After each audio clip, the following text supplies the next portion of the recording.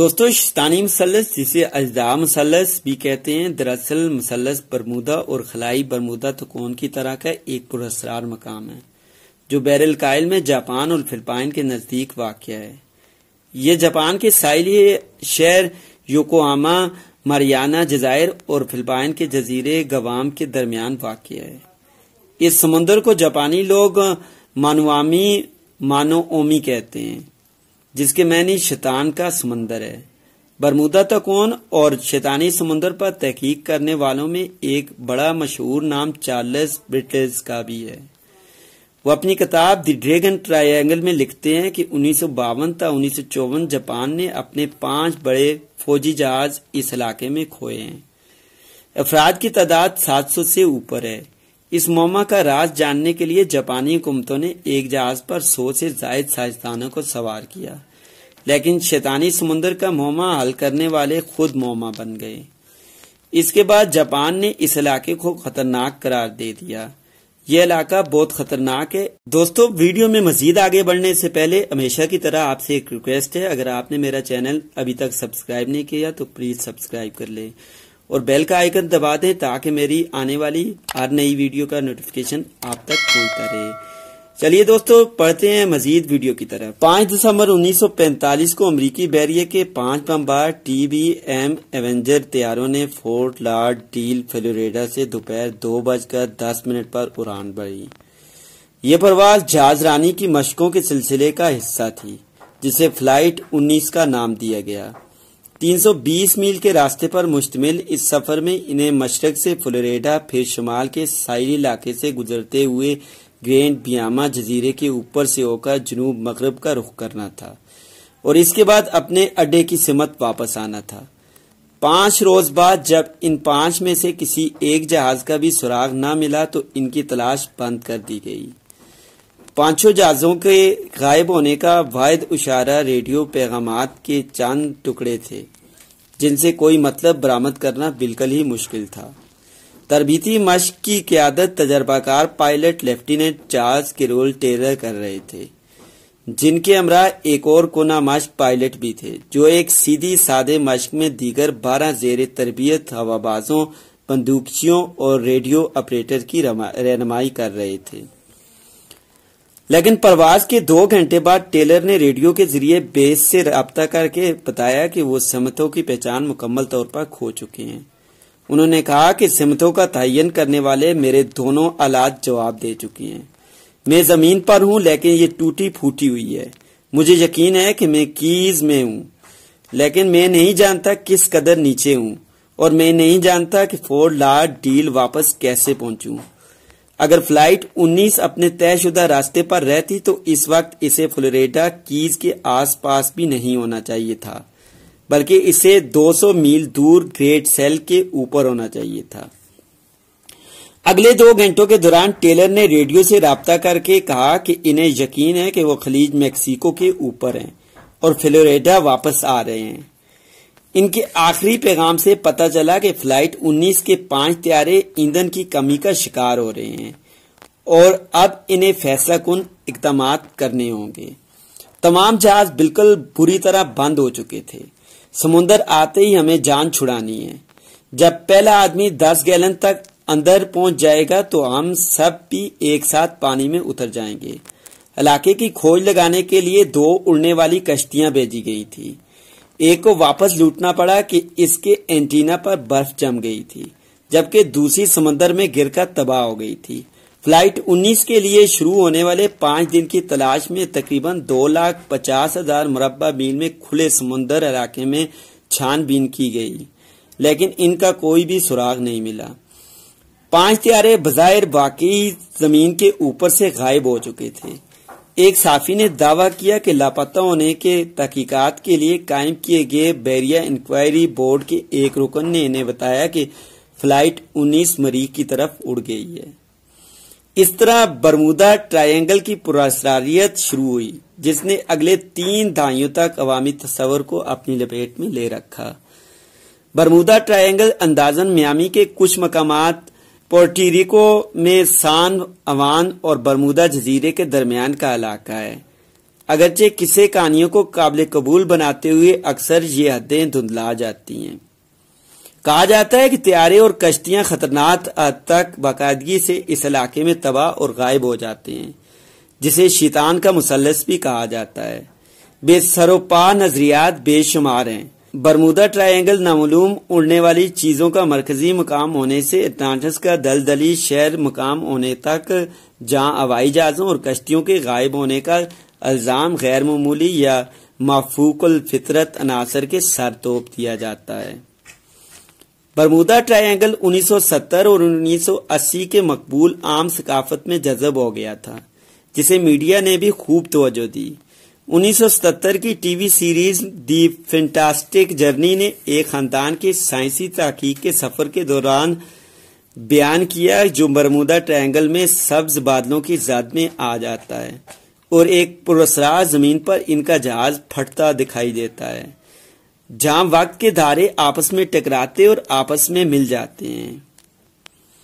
Vincent price نے 1974 میں دی devil's triangle کے نام سے ایک دستاویزی فلم بنائی، جس میں پروڈیوسر کو جو بے تکے واقعات دستیاب ہوئے وہ سب اس میں جھونک دیے، اور اسکوبی ڈو سے لے کر ونڈو وومن جیسی ٹی وی کی تمام مشہور شخصیات نے برمودا ٹرائنگل کی پراسراریت کا سامنا کیا۔ ایک بورڈ گیم اور ایک اٹاری ویڈیو گیم تھی، یہاں تک کہ پاپ موسیقی میں بھی برمودا ٹرائنگل کے سیر سے نہیں بچ سکی۔ 1981 میں بیری مانیلو اور 1974 میں فلیٹ ووڈ میک نے اس ٹائٹل کے ساتھ اپنے ٹریک ریلیز کیے، جس میں اول ذکر کے گیت ان الفاظ سے شروع ہوتا ہے: میرا خیال ہے کہ آپ نے برمودا ٹرائنگل کے بارے میں سنا ہے، وہاں مسلسل کچھ ہوا جا رہا ہے، ایسا لگتا ہے کوئی بھی شخص نہیں جانتا کہ وہ کیا ہے، اور فضائی فوج یہ انکشاف نہیں کرے گی۔ فلائٹ 19 کے حوالے سے فضائی فوج کے بجائے بحریہ تحقیق کر رہی تھی، اور اس کی 400 صفحات پر مشتمل رپورٹ نے 5 جہاز کے ساتھ جو کچھ ہوا وہ جاننے کے باوجود ظاہر نہیں کیا۔